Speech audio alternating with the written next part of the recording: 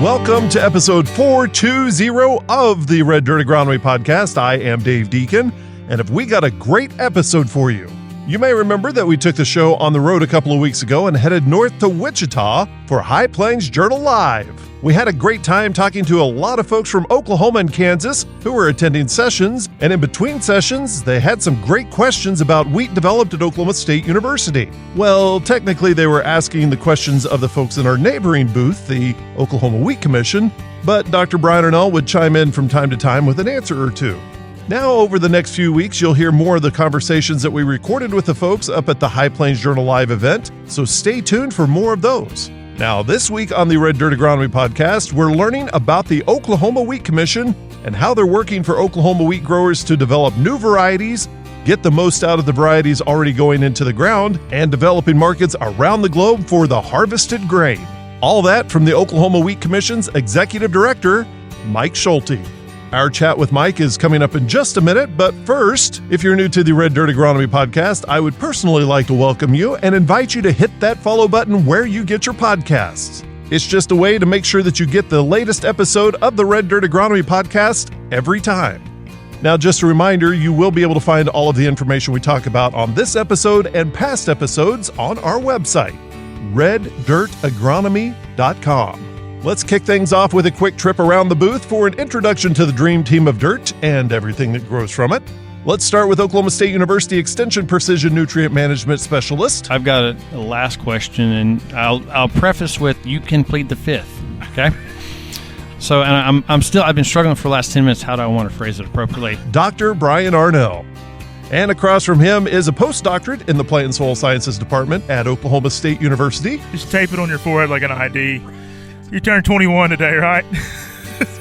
Dr. Radon Sherry. With all the formalities out of the way, we'll kick off our conversation with Mike Schulte that we recorded just a couple of weeks ago at High Plains Journal Live. So, without further ado, it's on to the episode. You're listening to the Red Dirt Agronomy Podcast.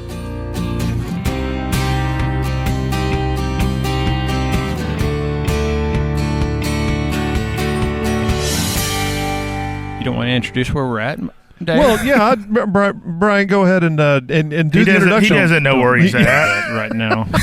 I'm exhausted. He said, I'm in Wichita, Iowa. Yeah, I'm in Wichita, Iowa. Somewhere between Iowa and Ames, Oklahoma. Kansas. Ames, Kansas.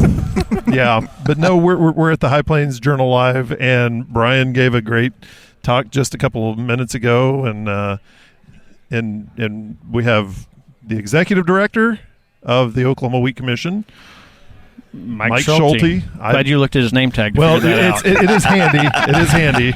It comes in very handy whenever. Thank you, Dave yes, Deacon I of the really Red Dirt Agronomy Podcast in so that way people Oklahoma. can see. Just tape it on your forehead like an ID. Right. You turned 21 today, right? Exactly.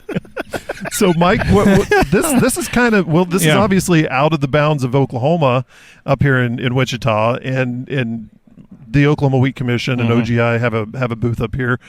Tell us about coming up here to the High Plains Journal. Well, we just made a decision really to make producers aware of the things that we have going on with the Public Wheat Research Program at Oklahoma State University, as well as our Variety Development Program in this region. Mm-hmm. And we also felt like there are probably going to be a large amount of producers from north central panhandle regions of Oklahoma also at this event, because they have had a wonderful 3-day series of speakers in all areas of agriculture for individuals that are looking at different management options or new things that are out there to make themselves profitable.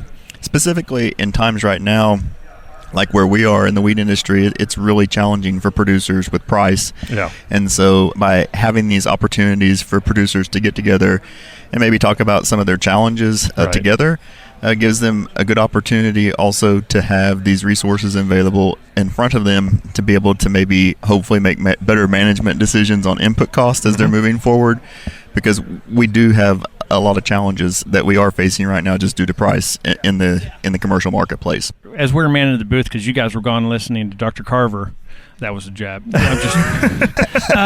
There were some questions, and it brought up some. So talk about what's the range of the Oklahoma genetics. How do we go north, south, east, west? Because it doesn't just stop at the state line. So can you discuss a little bit how far are the varieties are ranging? Yes, so that's part of being here at the booth. With the different varieties that are coming out of the OSU Public Wheat Research Program, we have certain areas of adaptation where maybe some of those varieties are going to do specifically better in southwest Oklahoma and Texas, and then we have those varieties that are certainly going to do better in northern Oklahoma on up into central Kansas and the Panhandle region. Right. And so different varieties for different uses, different environments, but we really have done some wonderful work under the leadership of Dr. Carver and the wheat improvement team. He's done some amazing things just with the variety development program. So on average, a lot of times you'll see maybe a variety development program release maybe a variety every 1 or 3 years, and he's kind of the exception to the rule. He's kind of been releasing maybe 2 varieties every year. Yeah. And so there are a lot of different options out there for producers. One of the things that's really been heavy in discussion throughout the whole conference is wheat streak mosaic virus in Kansas and the Oklahoma Panhandle, and we've also seen those issues now in northwest Oklahoma and even parts of central Oklahoma. And so producers are really trying to figure out ways to get around this. We do know that we have a variety that certainly does better in the Panhandle and maybe western Kansas regions breakthrough. Now, it all depends on when that variety is planted and temperature sensitivities, so you're probably going to have a better advantage of fighting wheat streak mosaic virus if you plant that later when it is cooler. But we have had producers that have been seeing good results with that breakthrough variety, and so we've really had a lot of discussion about that just at this conference, and I think making producers aware that that's an option that's out there that wasn't out there 5 years ago. So I'm going to go sideways unless Rain interrupts me, because that's what I do. How long have you been executive director? I'm trying to remember when you started. I mean, you've been around about as long as I have, or probably longer. But yes, it's kind of comical, 18 years, and Dave Deacon was talking with somebody the other day as we were moving in, and he said, I graduated from OSU in 1999, and so-and-so was just starting as an associate professor whenever I was going through the program there. And Dave goes, he's probably got about 5 years left in his career. And I'm thinking, he's the same age I am. So you started in 08 or 7? I started actually with the Wheat Commission in 07, and then I became their director in 09. 09, okay. Well, I was about to say we overlapped a lot more than I thought, because I started in 08. What's the difference of how the Wheat Commission was when you took on in 09 and 10 versus the role, whether it's the role or commission? I love talking to folks about this, thinking about how things have changed from the 08 timeframe. I see how my role has changed and the things that we do. How's the Wheat Commission changed, and how's your role changed over the last 18 years? A lot of change, I would say, in regards to trying to find solutions for consumer preferences that are going to allow us to be able to market a product much more better domestically and internationally. And so, as we know, there certainly are challenges about that. But I would say that when I first started, it really still was viewed as a commodity crop, specifically in the international and domestic markets. And consumer preferences have changed, and I think the mindset even of the agricultural producer that has gone back to the farm, their consumer preferences have changed, and so they see that, and so they're wanting to have more discussions about things we can do that are going to be more advantageous for our industry at the end of the value chain versus just growing a commodity. It's not an easy discussion to have. I've been there 18 years, and we're still having discussions on things that I had when I first started in my career. But I would say that the agricultural producer today certainly is more receptive to knowing all areas of the value chain from beginning to end and trying to work on those challenges so we can fight some of the things that we have had to deal with, specifically just with celiac disease and gluten sensitivities. We know that 1% of the human population does suffer from celiac disease, and we know that there is probably 5 to 7% of the population that suffers from a gluten sensitivity. Working on ways to be able to create products that are going to be able to be used in the future. And so we continue to do the research on that at our public research program at Oklahoma State University on the end-use quality side of things. And so that was a lot of the discussion even today that we had in Dr. Carver's presentations about how maybe in the industry over the last 25 or 30 years we've increased vital wheat gluten into our products because maybe we didn't have a wheat variety it might have yielded good, but it didn't make a loaf of bread. And Right. so as we've seen increase of vital wheat gluten and additives in these products, we're trying to figure out how can we breed the plant to be able to have a cleaner label that is on the consumer shelf when a person's in the supermarket. Right. And so, I think a lot of this is really groundbreaking as we're moving forward. It's a discussion that we're having at a national level currently with this administration. It's a discussion that we're having on when we're exporting our product into certain countries Right. about, what are in our products. And so we have had some really great research findings with the BX70E trait, giving us longer stability times Right. that are going to allow us not to have all the vital wheat glutens and all the additives in our products that Yep. we maybe currently have. And so I think as we move forward doing that work, and then also showing that there is the benefit of carbohydrates and still how their value is, but really trying to move more into health initiatives with high fiber, high antioxidant wheats that are really probably going to be the leading edge of consumer preferences as we move forward. Can you provide like a 30-second crash course? Because you said something that knowing, basically because my parents listen, knowing that somebody like my parents, you said commodity. Can you describe to somebody what you refer to as when you say commodity? Well, it's really just in the way that the wheat was procured. And so a farmer in our area in the Southern Plains generally still harvests the wheat and takes it to the local elevator. It's commingled, and then it's sent to the flour mill based on the specifications of what that mill is going to purchase. Then that's basically what they're going to get, because the elevator is going to blend it to that. Right. But, when I first started in my job, probably 18 years ago, when we were going into international markets, Mexico is our largest market in the Southern Plains. All wheat was bought by one government buying agency, and then they sent the spec, and that's how you marketed Right. it off. And so it was sold basically through that one government entity. And then they privatized their industries in Mexico probably around 2015. And now we have, 100 to 150 different buying agencies that we're dealing with.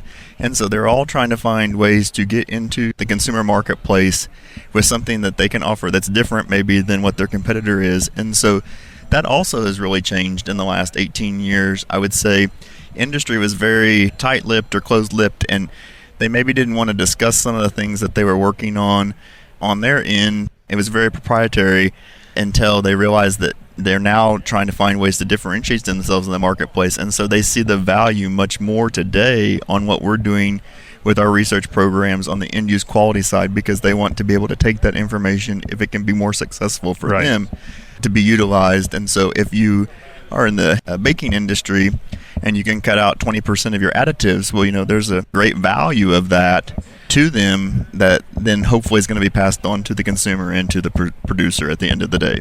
Talking about kind of almost niche products. Can you talk a little bit about how, in your position in the wheat commission itself, kind of linking that bridge from grower and all the challenges you already talked about? You normally take it to the elevator. We may not have bin capacity on farm. How to link the grower to that market to capture that value a little bit, because obviously that's all. It's a newer kind of the way we're thinking about wheat, not a commodity but a specialized product. Kind of talk a little bit about that as far as what Wheat Commission is, kind of how they're working through maybe some of those bottlenecks and things like that, because it's really fascinating, a lot of that kind of stuff. We have several different programs, and I would say even here today, HBJ Live, you probably have grain buyers here where these discussions are taking place, and so they do come up to the booth and they do want to meet with us. They do want to have those discussions with Dr. Carver in the research program and specifically talk about end-use products. And so, we look at that specifically on our quality testing and analysis after the grain is harvested, even at the local elevator. We have testing that is being taken at those locations from an entity called Plains Grains Incorporated. They're doing those evaluations actually at the USDA Milling and Baking Laboratories in Manhattan, Kansas. So once harvest starts and they start pulling those samples, there's a grid across the breadbasket of America where they're finding out the end-use qualities and functionalities from specific grain sheds where the crop is grown. And so then we put all that data together in a crop quality report. We're running a little bit behind on it because harvest was a month and a half behind. Wheat's still getting cut right now. So we are running a little bit behind on it, but our goal is to always have that by September 1st, September 15th, so we can be having that for our buyers in the domestic and international markets, so we can take that information on crop quality tours to show them the specifics of what is available across the United States, depending on what their they're wanting to look at. So let's say that we specifically are working on end-use quality characteristics for different blends of wheat that we maybe weren't 10 or 15 years ago. So for instance, in Central America and South America, as consumer preferences have changed with income levels rising, you're seeing a much more increase in snack foods. And so we do have more emphasis on hard red winter wheat and soft red winter wheat blends coming out of the United States. And so we do grow some soft red winter wheat in eastern Oklahoma. Yep. And we've been able to have success in the marketing of that with our programs at OSU because of the way that product flows through the Mississippi Delta region and where we have domestic mills that are able to utilize that. But I think as we move forward, the inquiries are, how can we create more opportunities for those different product lines in Central and South America? And I think we're really in a unique position in Oklahoma because while we are primarily hard red winter wheat, we are going to be able to have a say and get to work on some of the research side of the soft red winter wheat classes as we move forward. And I think there's going to be great benefits from that. For sure. And so, I mean, when you talk about, Plains Grain Inc. and those reports, I mean, how quickly are these buyers, especially internationally, they're looking at that as that information is coming out, and they're going out and finding that wheat, that grain that they're looking for immediately. So, how long is that marketing cycle once we go to the elevator? Once you go to the elevator, they are looking at it. I'd say a lot of the purchases are probably made during the month of August and September. It's been a little bit different this year, and so we have seen a large increase in purchases just from Central and South America and Sub-Saharan Africa. And that actually started in May this year. They were already pre-booking. Yeah, for sure. And a lot of that is due to just economic factors, the things that are happening in the commercial marketplace in the U.S. So we haven't been competitive on grains in the United States of America the last 2 years just because the value of our dollar was so high. So as that has gotten weaker, it's given us greater opportunities to be able to move into the marketplace in areas where we haven't been able to be competitive. And then also we've had a really large crop production year this year, and they were watching those numbers and already seeing that.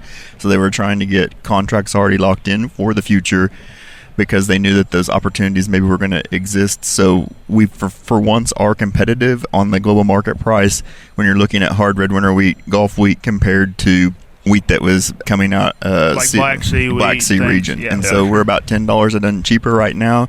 Had you gone back 8 or 9 months ago, there was maybe a $50 spread, and actually we were higher than the Black Sea region. Because of the strength of the dollar primarily, and then on top of all the other things going on. Okay. And so you're not seeing grain move out of the Black Sea region right now like you were as well, because they are maybe having some drought issues. And so I think also producers are just deciding that if they do have it there, they're going to hold it because the price is not very advantageous for them right now.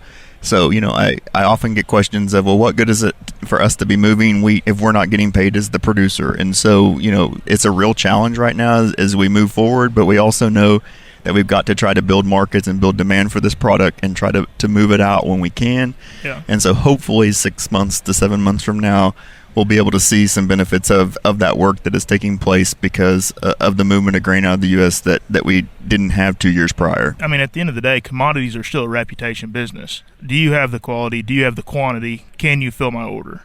And for sure, I mean, it's every commodity's that way. So. Right.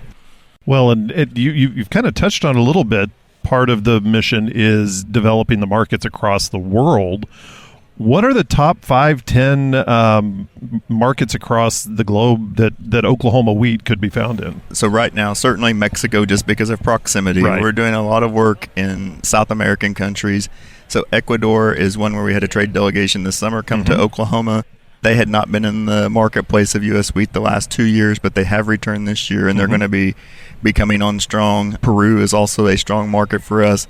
We have gained 142% increase in market share in Sub-Saharan Africa this year. Wow. They typically are a large buyer at times, but a lot of times we can't compete with Australian wheat in proximity. Yeah. And so Australia's been having some crop condition problems as well. So Sub-Saharan Africa has returned to the marketplace. So we've been seeing a lot of movement there. And then we have actually been seeing more movement into the EU right now. Really? Yep. Okay. So if you were to put a percentage on Oklahoma wheat, what's the percentage of staying domestic versus going global? 2 years ago, it would have been 60% would have been domestic, Right. and then 40% would have been going into export based on price. This year, we're going to be seeing 60 to 65%. It Wow. may even get to 70% into the export market based on what we're seeing, 30, 40% domestic use. What is our end use domestic? If it's domestic, what's it being used for? A lot of it is pan breads. We're doing a lot of work with frozen dough lines, so a lot of things as far as biscuits. We are doing some work with the soft red winter wheat and hard red winter wheat blends and cracker lines, but typically hard red winter, it really is still pan bread, frozen dough applications that we're doing a lot of work out of our region with. But we are seeing an increase also of our product being blended with soft red winter wheat out of the Mississippi Delta regions for snack and cracker lines as well. Okay. And so much wheat is a blend anyway. So I mean, you do have your higher proteins, and you got to blend them with lower proteins and different Milling qualities and such. And to what Brian just said about milling quality, that's something that, you know, I've had the opportunity to talk with Dr. Brett Carver about. That's been his end goal for many of the wheat varieties that he's developed here at Oklahoma State and the teams put together, because, you know, if you can grow a beautiful wheat plant, but if somebody's not interested in that quality of wheat, I mean, you don't have a market for it. The big thing, I think a little bit of frustration for me in the marketplace right now is even yesterday we were talking about how consumers are really making the switch to protein. Yeah. Carbohydrates still have a really great place in the human diet. Yeah. It's a lot, though, based on the type of carbohydrates we're eating. And so there is a lot of work going on at OSU about trying to find ways to increase dietary fiber and high fiber whole grains, but making it palatable to the consumer to where it's something that they want to choose versus over maybe something that's in the snack food line and is going to have the flavor profile and palatability to be able to do that. And so we do have some exciting things that are happening on that side of things. But, you know, we are doing a lot of work that shows that by the time an individual is 60 years of age in the United States of America, over 50% of that population is either suffering from type 2 diabetes or cardiovascular disease. And so we know that high fiber wheat is really a big solution to solving that problem. So working on the palatability of that as we move forward is something you're going to see more work also being done at OSU. I got one more question, because this is going back to the first conversation we had. Obviously, we talked a little bit about Oklahoma genetics moving across state lines.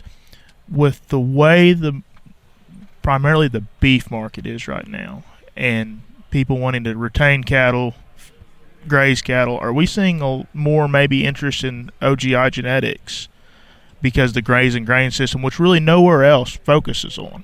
I mean, Texas has a little bit of stuff every once in a while, but not nearly to the point that Dr. Carver does as far as dual-purpose wheat. Are we seeing more interest in Oklahoma genetics because of maybe some of those opportunities, maybe not necessarily as grain, but in the beef market as well? Well, we are the only public research entity and really only research entity in the United States of America at OSU that is actually doing the research on grazing grain wheat varieties. So certainly I think with where we are in the price, that I do like to remind producers of that specifically in Oklahoma. You know, even though maybe things aren't so great for us on the wheat side of things, if you do have a grazing grain operation, you know, do know that the research that's also going on for the forages side of things is still very beneficial and valuable to them. And so certainly we do have those wheat varieties that are marketed just for those distinctions of grazing grain. We also have those varieties that are utilized by the miller and baker that get the golden grain distinction, and then we have those varieties that get both of those distinctions. So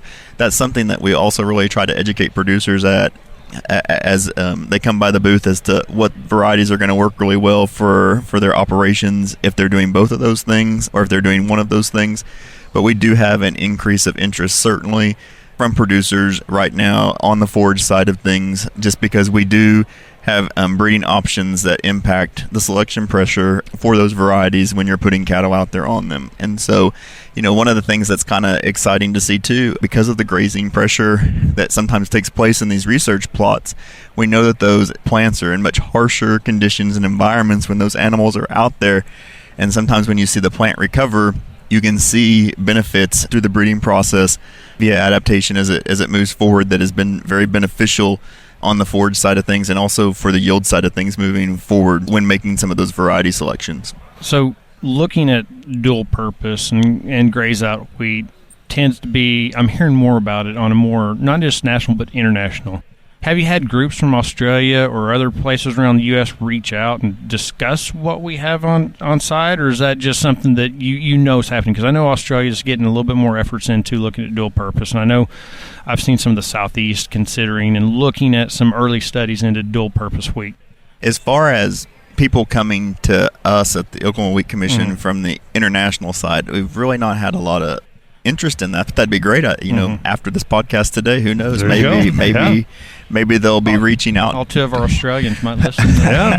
We're up to 7. To that. But I do know that it is something that I think really is valued and looked at in the southern plains of the United States. And so also, I think what's been able to differentiate ourselves with the Public Wheat Research Program at OSU is having options for producers to be able to utilize and maybe manage systems that are a little more challenging because of climate and rainfall. And so, sometimes I tell a producer, if you're from Oklahoma, just jokingly, if you did something one year and it worked, you might want to do just completely opposite of what you did the following year. And if you can get on that rotation and do that right, it probably It'll works. Work out. But I would say that, we do have, through the Variety Development Program at OSU and all of our locations where we have our field plots and the producers come out to, we do have a lot of tools in the toolbox that are available to producers to have in front of them that hopefully can help them fight some of these challenges that we have by being in the southern plains. Well, I'm sorry, Brian. One thing you brought up was that support of the public breeding program for wheat varieties. That doesn't happen in all commodities, and so it's nice to have that support. And Brian has teamed, or you guys have worked together on issues that you hear from wheat producers where we'll get Dr. Arnall on that and try to get that. I did that for Courtney, by the way. I know it's Arnell. Yeah, she's on me on that. She's on you. But seriously, that's a great partnership between the Oklahoma Wheat Commission and OSU research really getting in there. Right. And it is funded by the wheat producers, so they see the value of that. None of this would happen had we not have the support through them, through the Wheat Commission. And I often tell producers, there's a place for both public and private research. Right. So we know that, but oftentimes the things that are happening even in the public research program, it's probably being valued in private research as well. They just might not be seeing that sometimes, but it's there. So I've got a last question, and I'll preface with, you can plead the fifth. So I've been struggling for the last 10 minutes. How do I want to phrase it appropriately? It's not bad, but this is the challenge, as I see a challenge for your job, right? So if you look at almost all the other commodity groups, even wheat outside the state of Oklahoma, their funding is, you plant corn, you harvest corn, the grain goes in. Soybean, you plant the soybean, you buy the soybean, you plant the soybean, soybean goes in. Wheat, you buy the wheat, you plant the wheat, and half of it has beef on it. Yeah. And even in a corn, poor year, you're still running the combine through the corn crop. With wheat, you have that option to bale it. The complexities of your job into a system that is so beef integrated. Do you mind discussing that, or is that just... Well, it is challenging. Unfortunately, we are paid by what is taken to the local elevator that goes into the flour market. And so there are times certainly where we do have those challenges for funding when it becomes a year like this, and producers are weighing those options. Right. And we had a lot of acreage that did go into hay this year, and it was just a challenging year overall from planting to harvest anyways. I think the one thing that's kind of saved us this year is that we did get the late rains, and so it really allowed us to have something when really we thought we were going to have nothing. But there are times where you really have to, the board of directors at the commission have to really be thoughtful on how they're going to spend those research dollars for the programs moving forward, because we do have years that are not good years, and it does create challenges. Which, it's a perfect crop for Oklahoma because it gives you that opportunity for flexibility. But in your role and in the role of supporting the wheat, that's one of the few commodities. It's about the only commodity, and Oklahoma is the most challenging part, is that it has so many ways to veer off. You can graze it out, you can hay it out, or you can to keep the grain that you have to go back in the ground, which we don't have with many other crops. Yeah, I mean, it is interesting on how some of that works. I think the main thing is that I look at the end of the day is that we just want options for our producers in the Southern Plains. And so we know that sometimes if they're a beef farmer, maybe it's still a good thing for them because it's giving them an opportunity to make money at something when maybe things aren't so great on the grain side of things. And so at the end of the day, it all works together for the greater good. Some years are better than others. We should really be getting a cut of that beef check off. For sure.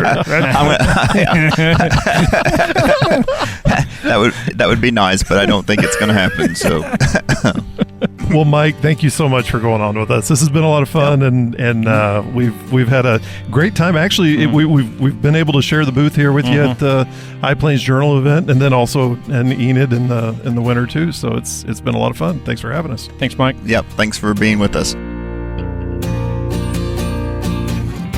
Thank you for listening in on this conversation of the Red Dirt Agronomy Podcast. And if you'd like to join the next discussion, leave us a message on our website, reddirtagronomy.com. Or you can send us a tweet. Our handle is reddirtag. We'd like to thank the Executive Director of the Oklahoma Wheat Commission, Mike Schulte, for joining us this week on the podcast. Again, if you get a chance, visit our website, reddirtagronomy.com, to find out more information about our guests and any of the resources that we discussed today on the podcast. For Dr. Brian Arnell and Dr. Radon Sherry, I am Dave Deacon, and we all want to thank you for listening. The proceeding is a copyrighted recording of Ag Now Media, LLC, 2025. And yes, all rights are reserved.